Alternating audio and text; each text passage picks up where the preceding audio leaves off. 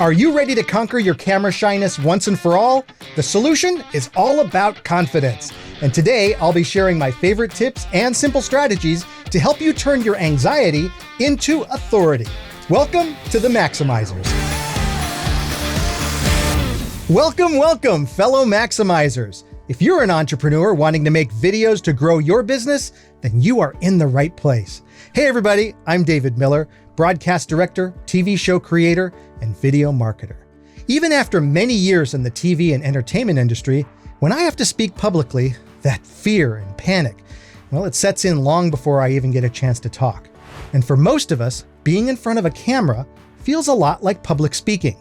Our mind goes blank, we start to sweat, we focus on all those mistakes we might make, and our voice gets kind of shaky.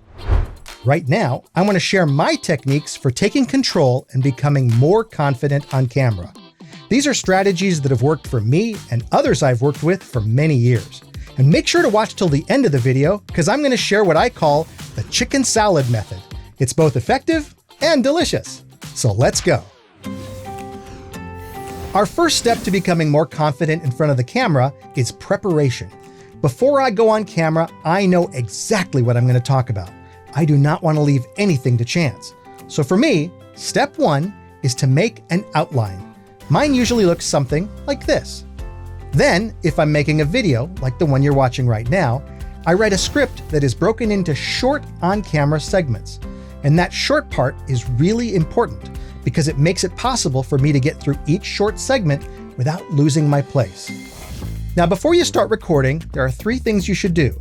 Rehearse, and rehearse. I rehearse every segment at least 3 or 4 times before I ever hit the record button. And here's a little secret. I use a teleprompter. I'm using one now. This teleprompter saves me a ton of time recording short segments, and every time I have that little win, I get more and more confident. What causes you the most stress when being in front of the camera? Some people tell me they know what to say, but not how to say it. Here's a quick story that illustrates that. Early in my career, when I was just getting started, I had the opportunity to write news copy for the main anchor. It was a really big deal. Unfortunately, he did not like what I wrote. He summoned me to his office like this, he pointed his finger at my script, and then at me, and he said, "This is unreadable. You need to write in short, declarative sentences." Now that critique was really painful for me at the time, but it was also extremely helpful.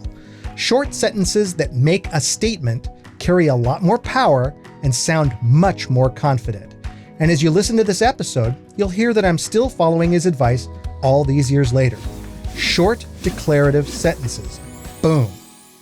Another way to build confidence is to speak from your experience, even if the experience is embarrassing or makes you seem vulnerable, like when the main anchor tells you that your copy sucks. That vulnerability, it's a good thing. Not just because people like stories, but because it's your story. You lived it. You know how it starts, you know how it ends, so you can tell that story with authority. Listen to the best speakers out there. They speak with the most authority when they tell their stories.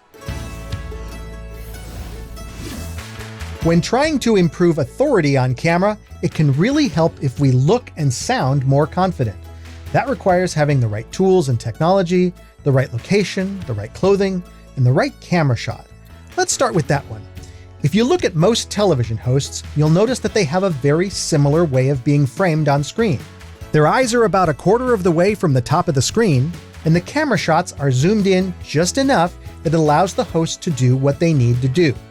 The more your face fills the frame, the more intimate the experience. Also, it's helpful if your background is not too cluttered. A cluttered, messy background takes focus away from your face, so make sure your background is not drawing attention.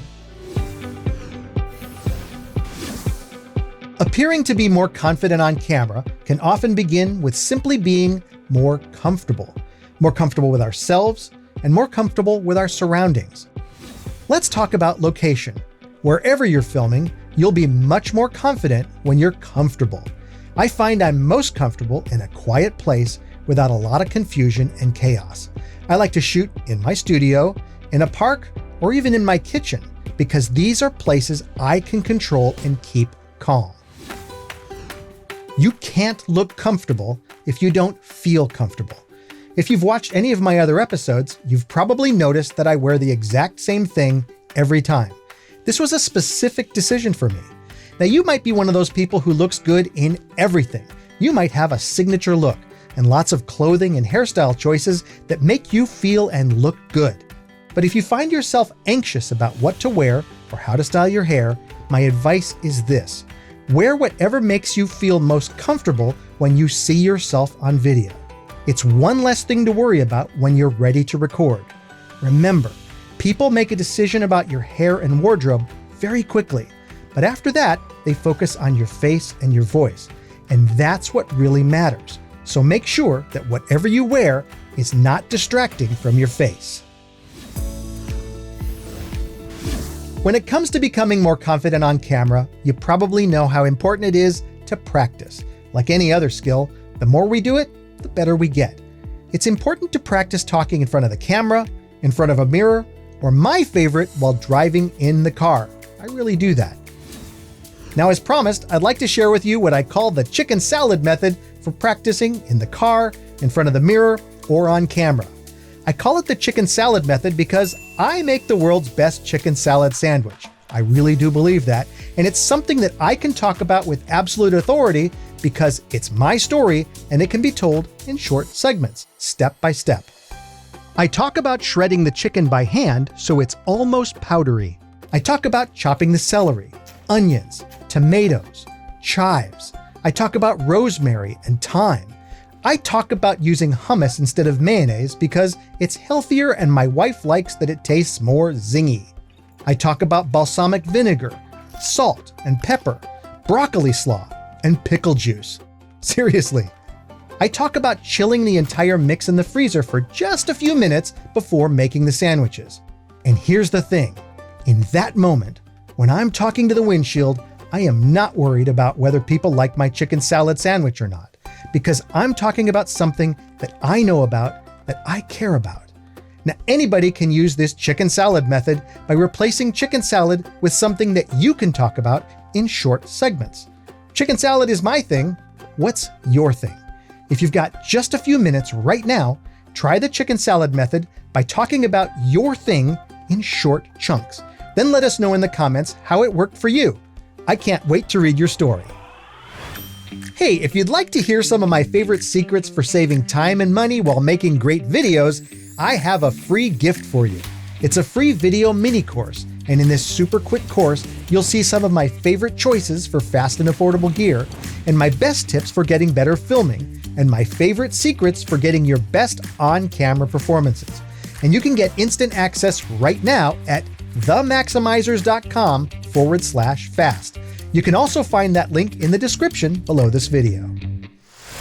All right, fellow Maximizers, here is your challenge. Get prepared, get comfortable, tell your stories with authority, and share your chicken salad with the world, because people are waiting to hear what you have to say. Make sure to subscribe, let's stay connected, and as always, have the very most fun.